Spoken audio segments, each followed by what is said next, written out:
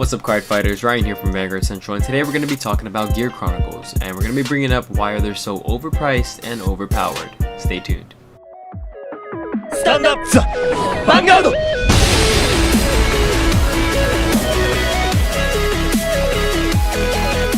So if you're pretty active in the Vanguard community, I'm sure a lot of you are aware of how much support Gear Chronicle is getting, and that people are going just crazy about it. All of this new support in such a short amount of time, we can clearly see the balance of the game being thrown off just a little bit. I mean, if you're not already sure of it, let me go ahead and just clarify it for you guys. Gear Chronicle, mainly Chronojet, is probably the best deck of the format right now. And it's only going to get better with the wide array of cards that are going to be coming out later this year. What I don't really understand is that bans such like Sword Me and Odysseus do happen because the company doesn't want their customers to be buying only one product or simply playing one deck. So how does Bushiroad not see that this is basically the case with Gears? Personally, I think that giving TikTok the Barco Banhammer isn't going to make much of a difference.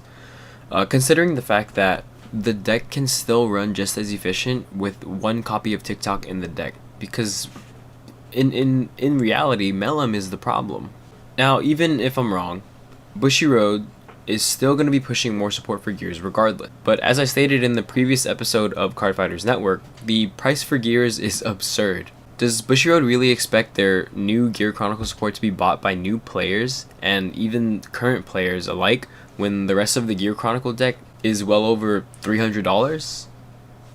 No, would you? I mean, sure, if you got the money for it, why not? But why? Don't get me wrong, Gears is not the only deck you can play. There are other strong decks like Sanctuary Guard, No Seal, 7 Seas, and Overlords. I mean, well, some deserve a ban just as much as Melum, I think, like Sanctuary Guard Regalier. That should definitely be restricted to maybe like 2. As of right now, where the game is, we're pretty much in a format where almost every deck is viable, which is a good thing.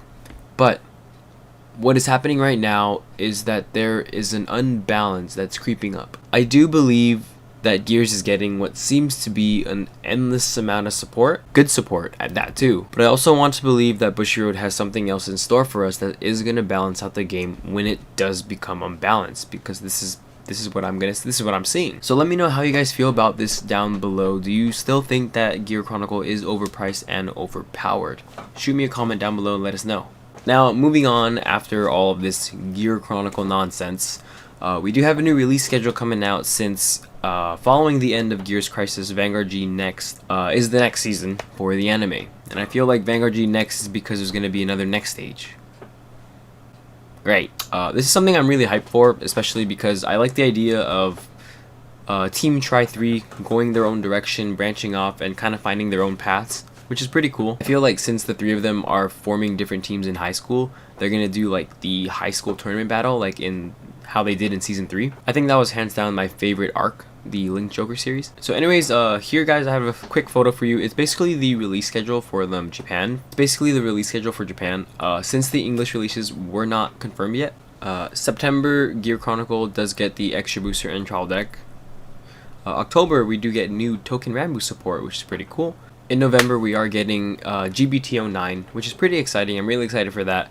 And also the new Shadow Paladin trial deck, which is going to feature the new character Kazuma Shoji, who is basically some gloomy dude, but he's playing Shadow Paladin. All we know is that much so far.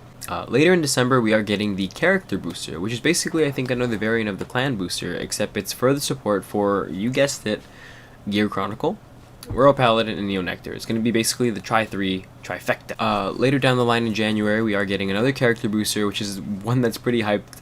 It's for Trinity Dragon. So you do get Dimension Police, Great Nature, and Oracle Think Tank in that one. So Oracle Think Tank players, you finally get your support after like a year. February, it's possibly GBT10 with, it could be GGBT1 or GNT, blah, blah, blah, whatever set that's going to be. But so far we just know it's going to be Shadow Paladin and Gold Paladin in there. And March, we do have the auto booster that everyone's raving about. It's been a while though. I thought it was going to come out, you know, a little bit sooner. I feel like March is pretty far from now. But anyways guys, that was it for the episode. Let me know what you guys think down below of Gear Chronicle and also the future releases. If you guys do watch the anime, let me know what you guys think the anime is going to be about. So like I always say guys, like our videos, comment down below if you guys have any questions, and subscribe for more content. Vanguard Central out.